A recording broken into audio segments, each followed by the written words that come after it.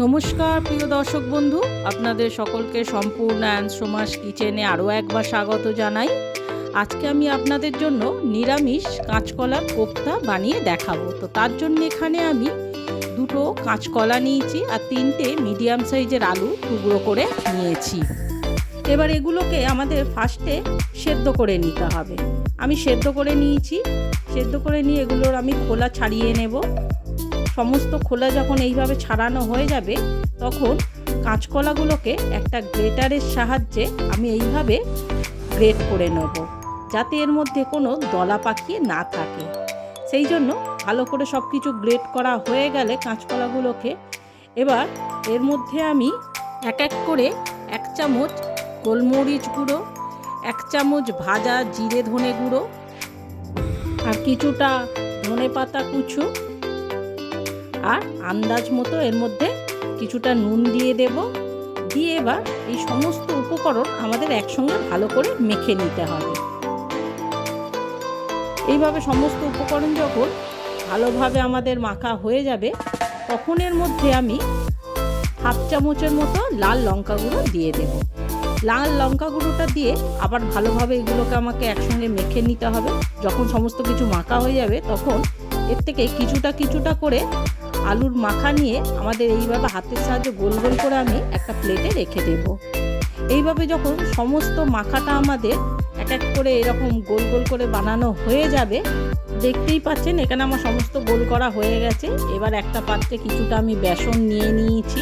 নিয়ে এর মধ্যে আন্দাজ মতো নুন, 1/2 চামচের মতো লঙ্কা গুঁড়ো আর 1/2 চামচের মতো হলুদ গুঁড়ো আর 2 চামচ এখানে আমি চালের গুঁড়ো দিয়ে দিলাম। 2 চামচ চালের গুঁড়ো দিয়ে এবার এই সমস্ত উপকরণ আমাদের ভালোভাবে একসঙ্গে মিশিয়ে নিতে হবে। সমস্ত উপকরণ যখন ভালোভাবে মেশানো হয়ে যাবে তখন এখানে অল্প অল্প করে কিছুটা পরিমাণ জল দিয়ে আমাদের একটা ব্যাটার বানিয়ে নিতে হবে, যেটা খুব পাতলাও হবে না খুব ঘনও হবে না। এবার অল্প অল্প করে জল দিয়ে এইভাবে মিশিয়ে একটা ব্যাটার আমি বানিয়ে নেব। তো দেখুন, খুব পাতলাও হয় না খুব ঘনও হয় না, মোটামুটি একটা ব্যাটার আমি এইভাবে বানিয়ে নিয়েছি। নিয়ে এবার এদিকে একটা প্লেটের মধ্যে আমি কিছুটা কর্নফ্লাওয়ার নিয়ে নিয়েছি। এবার অন্যদিকে গ্যাসেতে কড়াই বসিয়ে আমি কিছুটা এর মধ্যে সাদা তেল দিয়ে দিলাম, দিয়ে গরম করতে বসিয়ে দিয়েছি। আর এদিকে সেই একটা করে কাঁচকলার কোফতা নিয়ে এবার আমি প্রথমে এটাকে কর্নফ্লাওয়ারে ভালো করে একটুখানি মাখিয়ে নিলাম। নিয়ে এবার সেই বেসনের ব্যাটারের মধ্যে আমাকে এটাকে ভালো করে ডুবিয়ে দিতে হবে। দিয়ে ভালো করে বেসনটা এর মধ্যে মাখিয়ে নিয়ে এবার এইটাকে আমাদের সেই তেলের মধ্যে ছেড়ে দিতে হবে। এই সময় আমাদের গ্যাসের আঁচটা হালকা মিডিয়ামে থাকবে, নাহলে কিন্তু এগুলো পুড়ে যাবে। এবার এরকম করে সমস্ত কাঁচকলার কোপ্তাগুলোকে আমি এক এক করে কর্নফ্লাওয়ারে মাখিয়ে বেসনের মধ্যে দিয়ে আমি কড়ার মধ্যে ছেড়ে দেব। এখানে বেশ কিছু কোপ্তা আমি তেলের মধ্যে ছেড়ে দিয়েছি। দিয়ে যখনই এক পিঠটা আমাদের হালকা লাল হয়ে যাবে তখনই আমি এরকম করে অপর পিঠটা উল্টে দেব।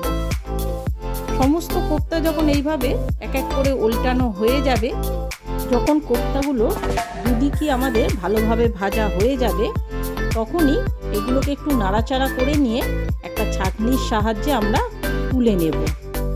বন্ধুরা, আপনাদের যদি আমার এই রান্নাটি ভালো লেগে থাকে তাহলে অবশ্যই আমার চ্যানেলটি সাবস্ক্রাইব করে একটা লাইক দিয়ে আমার পাশে থাকবেন। আর আমাকে কমেন্ট করে অবশ্যই জানাবেন আমার এই রান্নাটি আপনাদের কেমন লেগেছে।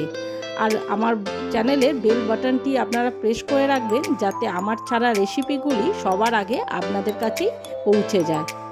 তো এইভাবে আমি বাকি কোপ্তাগুলোকেও কর্নফ্লাওয়ার লাগিয়ে এক এক করে বেসনে ডুবিয়ে কড়াতে ছেড়ে দেব।